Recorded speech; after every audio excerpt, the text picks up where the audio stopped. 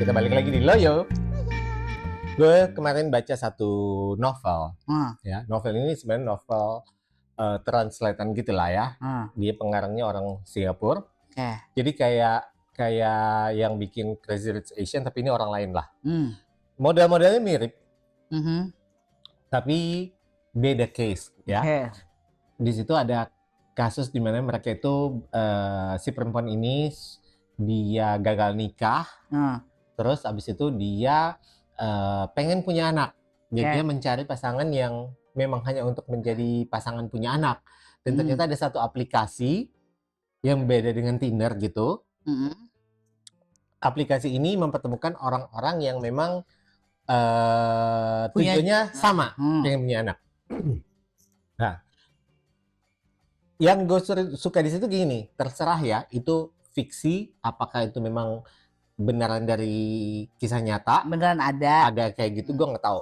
Tapi yang gue suka di situ adalah kayak gini, dari penokohan itu mereka itu punya gambaran seperti ini loh, Mak. Jadi misalnya gue sama lo ya, kita ketemu nih, atau sebelum ketemu kita chatting-chattingan dulu, kan dipertemukan kan, match. Oke, gue match kayak Tinder lah, ada match gitu. Setelah match, lo bisa nanya apa aja ke gue bisa nanya apa aja ke lo.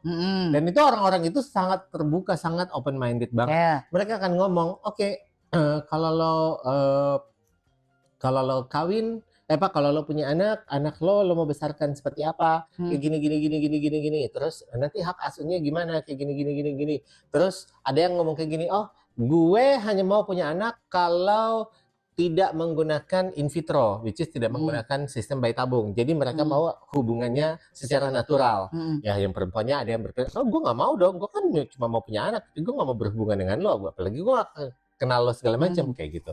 Atau ada lagi yang ngomong kayak gini, gue punya masalah lo dengan alergi kacang, kayak gitu. Jadi apakah lo siap nanti kalau misalnya anak lo nanti akan punya gen alergi kacang yang parah seperti gue, kayak gitu.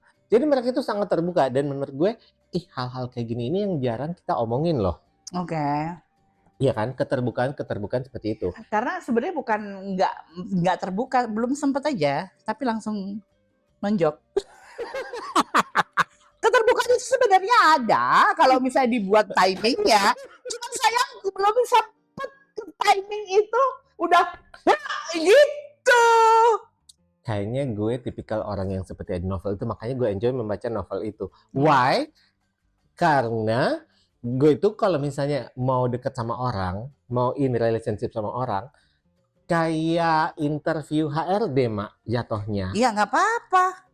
Kan kamu akan memilih dari best of the best. Walaupun yang dapatnya belum tentu best kan? Nggak pernah best. Saya perbaiki. Nggak pernah best. Anda tuh cukup di mampu dan layak gitu. Karena kalaupun bisa dapat yang best ini tidak akan memilih saya.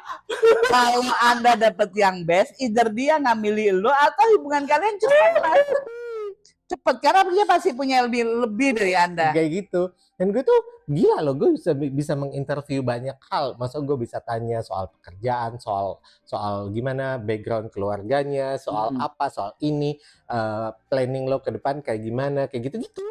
Padahal belum jadian, belum apa lo ya. Tapi gue mulai bisa memprediksi dari cara ngomongnya begini apa segala macam. Gue pernah dekat terus tiba-tiba orangnya ngomongin, udahlah nggak usah ngomong yang berat-berat, kita yang ringan-ringan aja. Terus gue gini, kalau mau in relationship itu cuma ngomong yang ringan-ringan. Ya karena apa? Ya karena dia mau hubungan kalian itu hanya di tahap ringan. Anda di tahap berat. Anda tidak mau. Dia ringan karena dia melihat Anda ringan. Sudah. Anda itu kurang ajar sekali loh. Tapi betul kan? Itu aja. Aku itu hanya mengejawantahkan orang terhadap Anda di realitinya. Gitu. Tapi kalau sendiri, ini kan kita sama-sama Capricorn. Lo punya model tipe yang sama kayak gue, nggak ada matian kalau misalnya lo kenal orang itu lo nanya-nanya akan seperti HRD gitu juga. Iya, ya nggak in HRD way ya, cuman ya gue disisipin di setiap sisipan. Biasanya itu yang paling lo pengen tahu apa? Kerjaan sih.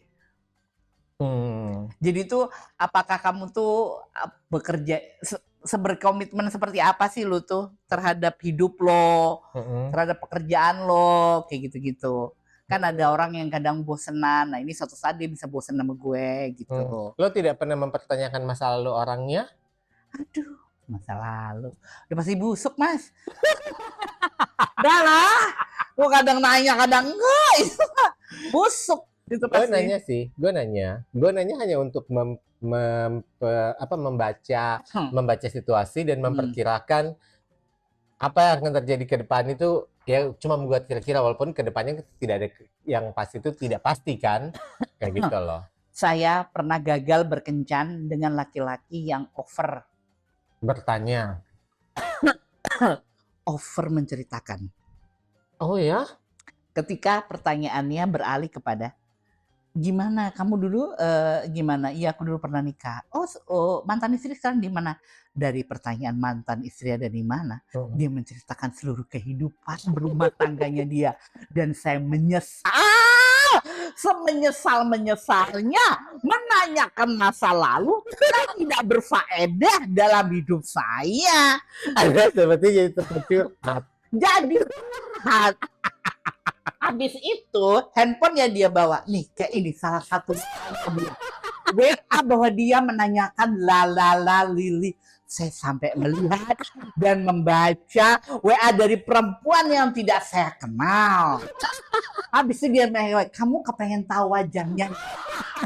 Gak usah, Mas, aku bilang gitu.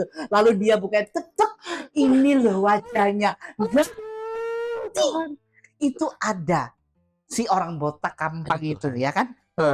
Jadi gua mulai dari itu lo tidak mau lagi tanya-tanya. Gini, gue itu tuh sekarang itu agak-agak trauma dikit ya, dikit aja sih, dengan laki-laki botak ya. Itu karena dua-duanya yang pernah deket saya gagal.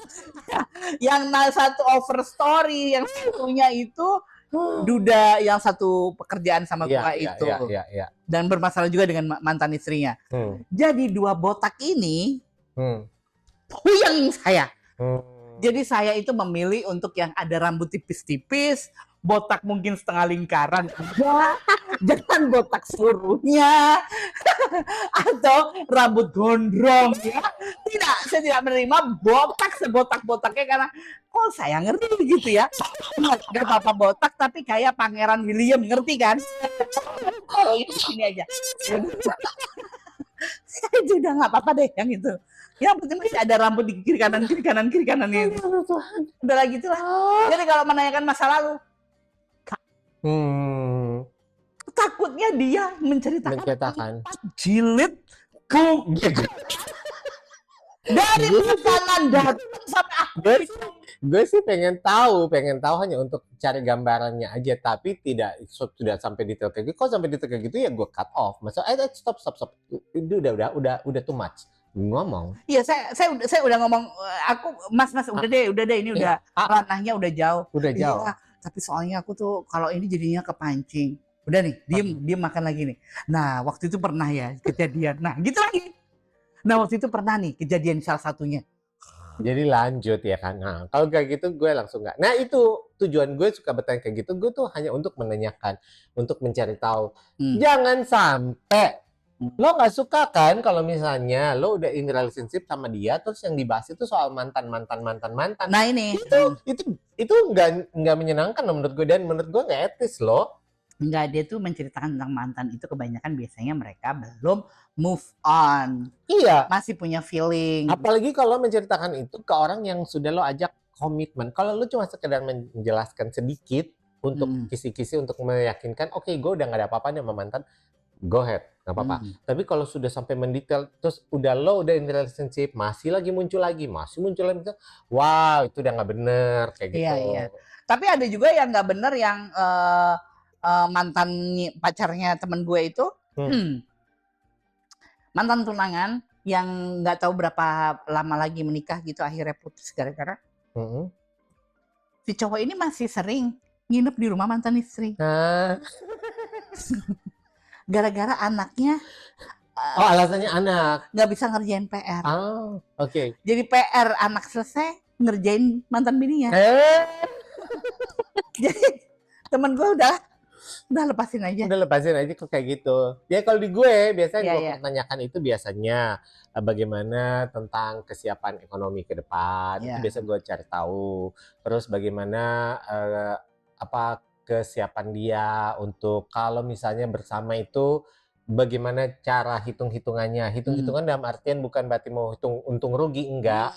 Tapi siap nggak untuk ngejalanin. Karena kan in relationship itu lo mau tutup mata, ya lo tetap tahu ada biaya yang harus lo keluarkan Keluarkan. dari situ. Apakah itu biaya dalam bentuk uang, apakah biaya dalam bentuk waktu, Ya. apa biaya yang dalam bentuk perasaan, Betul. pikiran. Itu Ya. menurut gue itu biaya loh. Iya benar. Iya kan? Hmm. Buat orang mungkin, apa sih masa pikiran perasaan lo hitung sebagai biaya? No, buat gue, ini kan bicara tentang gue. Kalau gue bilang itu cost. Hah? Apakah gue sanggup memenuhi cost itu, biaya-biaya itu? Kalau memang gue rasa sanggup, gue akan lanjut dengan orang ini. Kalau tidak, tidak. Dan pas gue baca novel itu, gue kayak setuju dengan novel ini. Wow, ini gue banget. Gitu. Oh iya bagus. Mm-mm. Nanti kamu cari lagi novel-novel yang bekas kriwel. Udah bekas, ini bukan hanya lipatan tapi kriwel. Coba lu baca, pasti lu suka, walaupun agak geli-geli membacanya. Jadi silahkan, jangan sampai memilih pasangan. Begitu ya? Kalau salah pilih, kembalikan Kembalikan ke Tuhan Yang Maha Esa.